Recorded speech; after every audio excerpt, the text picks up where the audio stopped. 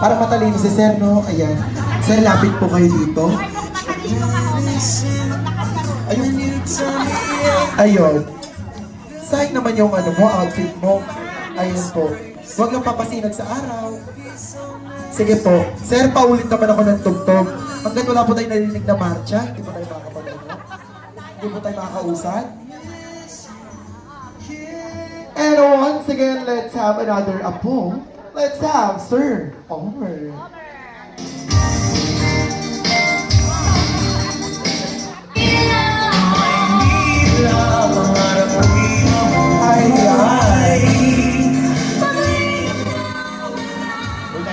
Happy 86th birthday night.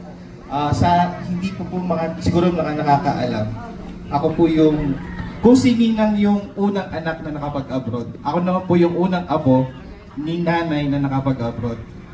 Through them, kay nanay, ano ba yan? Ako na yung iiyak dito eh. Sila yung isa sa mga ng pag-aaral ko nung college ko. Si nanay, ay si Ninang, siya nagbibigay ng budget pag monthly yung like yung renta sa kwarto ko, gano'n. And then si nanay, dahil syempre magkano lang din yung amount na binibigay ni Ninang. Pero si nanay naman yung magbibigay ng extra balik, pamasahe ko pabalik ng Tarlac. And yun, si nanay yung unang nag-alaga talaga sa amin. Like si mama, nag-abroad din for several months, and then si nanay ang nagpalaki sa amin at nagtaguyod ng somehow ilang taon or buwan na wala si mama. Nasaan ang mama mo? Yun si Rita. Ayun, hello po mama niya. Then yun. So, happy birthday ulit. Though alam mong minsan malayo talaga kami.